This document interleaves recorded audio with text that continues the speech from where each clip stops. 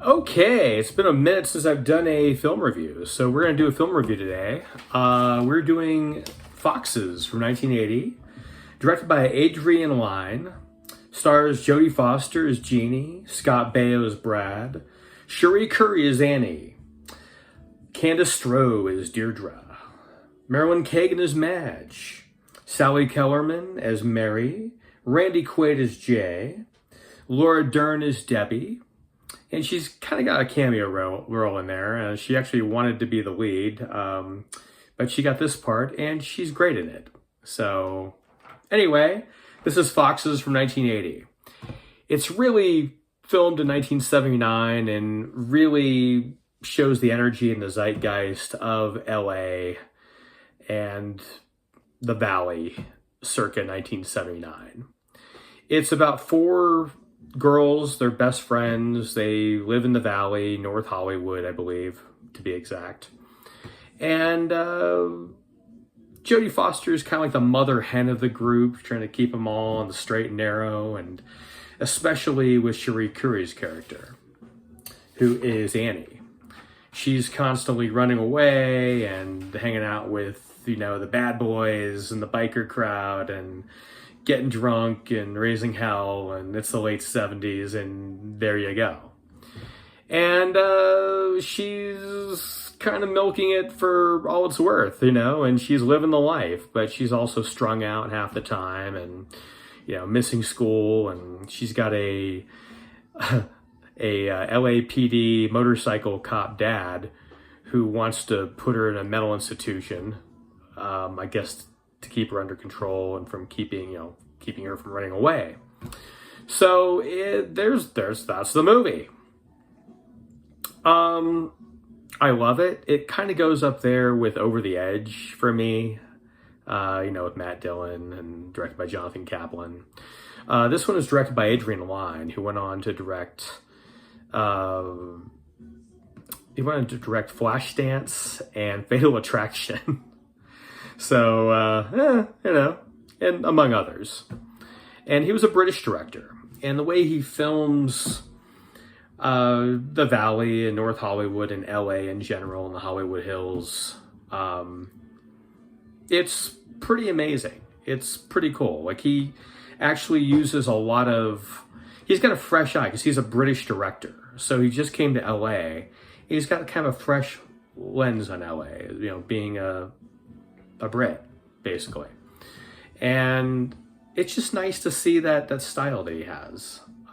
He shoots things in kind of a different way than someone, born and raised in Hollywood would. They're like, okay, well, we have all the locations scouted out, where he's got a fresh perspective for it, and I like that.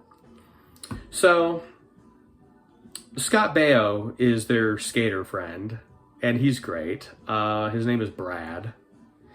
And Brad is like, this is a late 70s kind of skater guy, skater kid, if you will. And there's a scene where he and Jodie, toward the end, they have a nice moment together. They spend the day together. They have a lunch, and they're driving around LA, and they end up just kind of hanging out in the off the tracks LA, like the north part of the Valley, apparently, where there's, I don't know, looks kind of like there's a water treatment plant that they're hanging out in, but it's not like typical what you think LA. And they're just hanging out, talking, and the conversation is real. It reminds me of my friends and I just driving around town, hanging out at that age. And they get home, and Annie calls, and she's loaded, and Scott and it's basically Scott Baio and Jodie Foster's the rescue. And Jodie Foster's kind of, she sort of came into her own as sort of an action heroine, here and there. And she does a really good job of trying to, of that early stage in her career. I mean, she'd just done Taxi Driver. So, she kind of played the girl runaway prostitute in distress, like 4 years prior to this. And she'd done a few films, Freaky Friday, 1977. There's a few others in her filmography that she did between then and this film. And this was right about the time that she was about to go to Princeton. She was accepted to Princeton. And she did this film right before she went to Princeton. Then she came back and she was an adult actress. So it's good to see her in this role, and she's got the early action chops. Like, she's believable as someone who's trying to save her friend and kind of keep all her friends in line, really, And there's a good little cameo by a band called Angel, playing the Shrine Auditorium. Angel was kind of like Kiss, but no makeup, and they all wore white. Because they're Angel, not Kiss. Randy Quaid is great. He plays Madge's significantly older boyfriend turned fiance. Yeah. And he seems to really, a lot of this, in this day and age, that would be creepy as hell, but he seems to actually really care about her. But there's a scene where he's not too pleased with her and her friends. They use his place while he's out of town. He's a record producer, and he's in New York, and he comes back and his place is just trashed.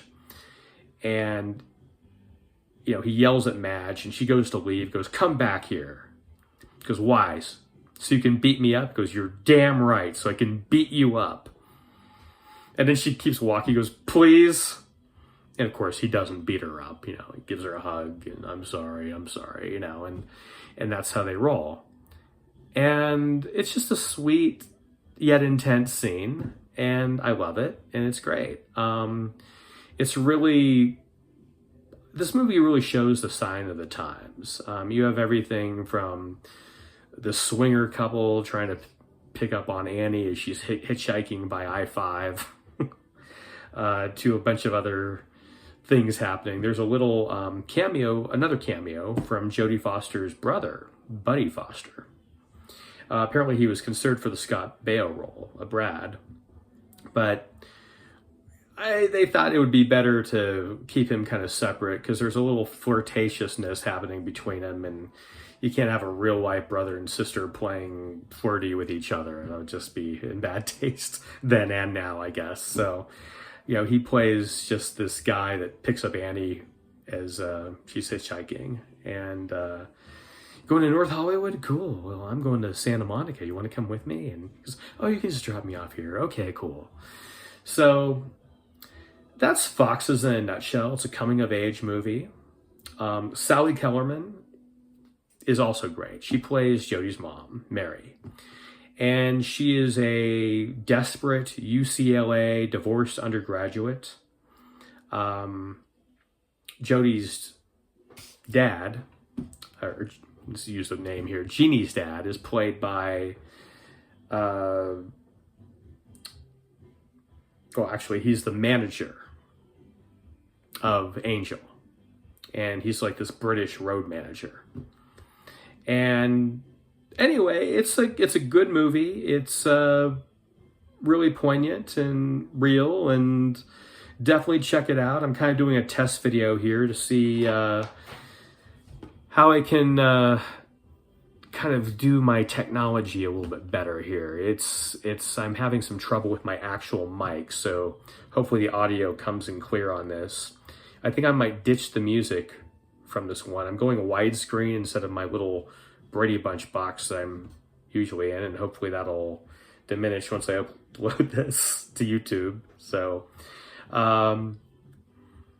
we're still I'm kind of doing this by myself right now. So, help might be on the way, but right now we're kind of doing this, I'm doing it by myself. It's basically me, myself, and Irene on this one. So if you enjoy this, like and subscribe.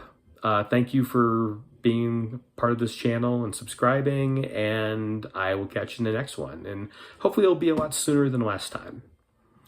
Take care, Have a great day. And remember, life is not a problem to be solved, but a mystery to be lived, so live it. Take care.